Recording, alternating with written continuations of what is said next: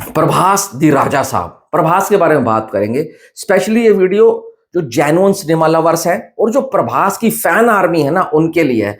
तो आराम से देखना, तसल्ली से बात करने वाला हूँ, जेन्युइन और एकदम ऑनेस्ट अपना ओपिनियन देने वाला हूँ। अगर मेरी बात से आप रिलेट करो ना, तो कमेंट बॉक्स में अपनी राय जरूर देकर जाना कि हाँ, आपको वीडियो अच्छा लगा या नहीं लगा, या ये चीज कितनी सही है। अभी जो ना सिनेमा जगत में चल रहा है, हर एक्टर कोशिश कर रहा है वो किसी तरीके से कुछ नया, कुछ अलग, कुछ यूनिक लेकर आए और कुछ ऐसा बनाए जो इस वक्त के ऊपर पब्लिक को थिएटर में खींच कर लेकर आए। पर प्रभास इकलौता ऐसा एक्टर है कि वो अगर भाई वही चीज भी करता रहे ना रिपीट मोड में, तो भी उसका जो एक डाई हार्ट फैन क्लब है, जिसको प्रभास फैन आर्मी कहते हैं ना, वो थिएटर में आता ही आता है। और वो डे 1, डे 2, डे 3 मतलब इतना कलेक्शन करवा देता है कि प्रभास भी भाई टेंशन मुक्त हो जाता है कि यार अपने पास एक इतनी मात्रा में ऑडियंस है कि मैं कुछ भी कर लूं, वो आएगी आएगी थिएटर के लिए। बट अभी जो राजा साहब भाई, उसको तेलुगु में मिक्स रिस्पॉन्स मिला। जो भाई बहुत तगड़े फैंस हैं, जो कहते हैं ना ब्लाइंड फैन होते हैं, उनको तो फिल्म अच्छी लगी। जो जेन्युइन है, उन्होंने कहा भाई नहीं, नहीं मजा आया। हिंदी बेल्ट के अंदर तो इस फिल्म को पूरा का पूरा भाई साहब एक तरफ से लताड़ दिया।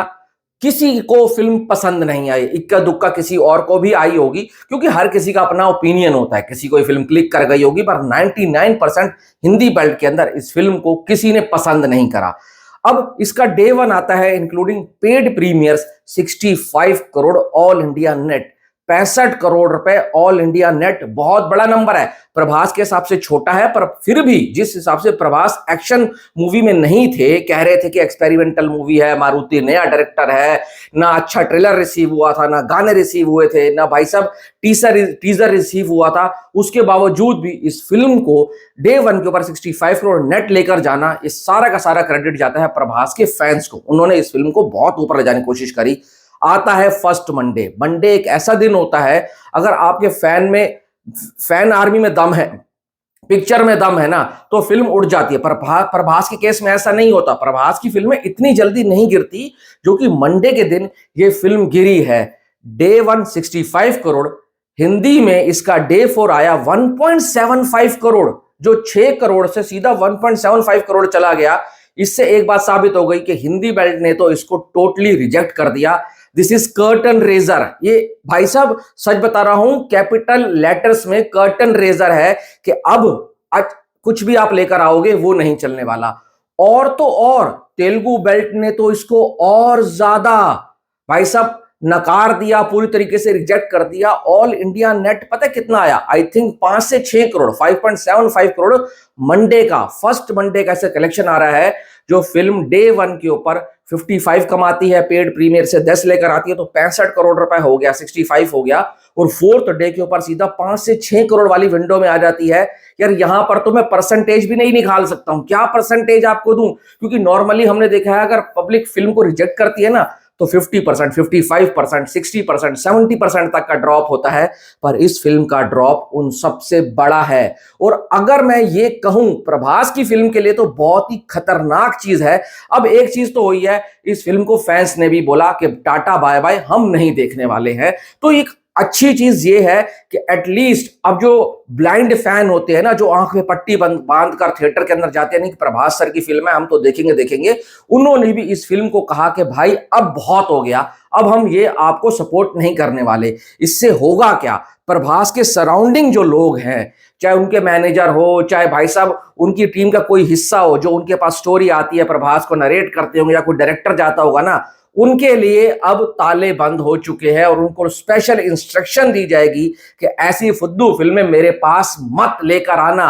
और प्रभास को भी खुद अपने आप को आगे रखकर एक एज एन एक्टर तो है, एज एन ऑडियंस भी एज्यूम करना होगा, ये जो डायरेक्टर मेरे को कहानी सुना रहा है, क्या ये वो कहानी है जो पब्लिक को पसंद आएगी? सिर्फ आपको अपनी अब फैन आर्मी को सर्व नहीं करना है, आपको न्यूट्रल ऑडियंस को भी सर्व करना है। मैं आपको एक चीज बताता हूं।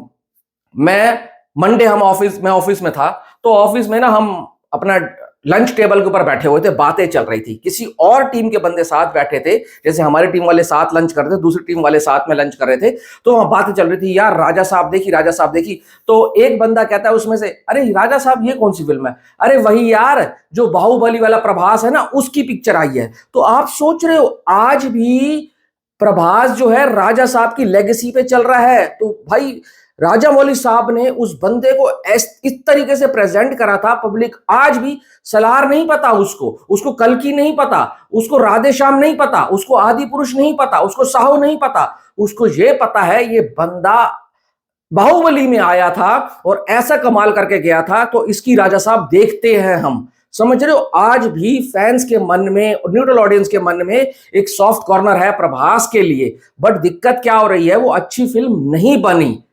इसमें गलती प्रभास की भी है और मारुति की भी है, क्योंकि मारुति ने ऐसा नहीं हो सकता कि सीधा प्रभास को पिक्चर चेप दी होगी, नरेट तो किया होगा ना। तो अब यहां से ये चीज हो चुकी है कि प्रशांत नील और संदीप रेड्डी वांगा और ज्यादा अलर्ट हो जाएंगे, वो और सॉलिड कहानी बनाएंगे, और ज्यादा एंगेजमेंट लेकर आएंगे। देखो संदीप रेड्डी वांगा पे और प्रशांत नील पे आंख बंद करके भरोसा किया जा सकता है, क्योंकि बहुत ही अव्वल दर्जे का डायरेक्टर है। और देखो सलार तो बहुत सेफ है, क्योंकि उसका फर्स्ट पार्ट अच्छा खासा पैसा कमा कर गया था, क्लैश में भी 700 750 करोड़ रुपए, और हॉटस्टार पे तो पत्नी कितने समय तक वो ट्रेंड करती रही। तो उसका जो नेक्स्ट पार्ट है उसके लिए पब्लिक वैसे ही बहुत एक्साइटेड है और वो मूड में है कि हाँ हम सलार को देखेंगे देखेंगे। स्पिरिट बहुत इंपॉर्टेंट फिल्म होने वाली है, क्योंकि उस फिल्म में प्रभास की लुक ले लो, प्रभास का पूरा ऑरा ले लो, उसकी बॉडी लैंग्वेज ले लो, सारी फिल्मों से अलग अलग रही है। ऐसा रोल आज तक प्रभास ने नहीं प्ले किया है। अब देखने वाली बात होगी, जो प्रभास की एक्टिंग के ऊपर क्वेश्चंस उठते रहते हैं कि प्रभास एक्टिंग नहीं कर पाता, आंखें चढ़ी रहती हैं, ये है वो है, एक्टिव नहीं है बंदा। और भाई राजा साहब में की एडिटिंग में बहुत कमियां निकल रही है कि बॉडी किसी और की है, फेस प्रभास का चिपका दिया गया है। तो इन सब चीजों के ऊपर भी किस तरीके से संदीप रेड्डी वांगा वर्क करते हैं वो देखने वाली बात होगी। पर वांगा के ऊपर डाउट बिल्कुल नहीं है, क्योंकि वांगा प्रभास का वो वर्जन निकाल कर लेकर आएगा जो अनफिल्टर्ड वर्जन होगा। तो अगर ऐसा हो जाता है तो कसम से कह रहा हूं, उसके बाद एक बात क्लियर हो जाएगी, फिर प्रभास किसी भी नॉर्मल छोटे मोटे डायरेक्टर को हाँ तो नहीं करने वाले हैं, क्योंकि उनका आने वाला लाइनअप तो सेफ है। पर एक इस फिल्म ने ना सारी की सारी पूरी लाइनअप को बिगाड़ कर रख दिया है। जब इतना बड़ा एक्टर आपको डे 1 के ऊपर 65 करोड़ देकर जा रहा है और 4th डे के ऊपर ऑल इंडिया 5 करोड़ देकर जा रहा है, और जिसकी हिंदी बेल्ट के अंदर इतनी डाई हार्ट फैन फॉलोइंग है वो 2 करोड़ तक नहीं कमा पा रहा, तो सोचो अगर ये धुरंधर के साथ क्लैश में आ जाती तो इस पिक्चर का क्या हाल होता, तब और बेइज्जती होती। तो भाई चलो जो हुआ हुआ, अब देखते हैं आगे वो क्या होता है। अगस्त में बताया जा रहा है फौजी आनी है। फौजी मैं बहुत एक्साइटेड हूं, क्यों हूं? क्योंकि उसका डायरेक्टर बहुत सॉलिड है। सीतारामम देखने के बाद ना आंसू नहीं रुक रहे थे, और उनके पास एक हथियार है इमोशंस का। अगर प्रभास को इमोशन प्लस एक्शन में सही तरीके से प्रेजेंट कर दिया तो सोचो फिल्म रुकने वाली नहीं है। अब प्रभास फैंस आपके लिए एक है कि बताओ कमेंट बॉक्स में आप मेरी बातों से कितना रिलेट कर रहे हैं, क्या आपको भी वही दुख पहुंचा है? हाँ मुझे लगता है कि हाँ जो हुआ हुआ, पर पिक्चर तो अच्छी थी ही नहीं, बिल्कुल 3rd क्लास थी, तभी उसका ये हश्र हुआ है। अच्छी होती तो भाई इसको जेन्युइन ऑडियंस भी सपोर्ट करती। अपनी राय कमेंट बॉक्स में देकर जाना। थैंक्स।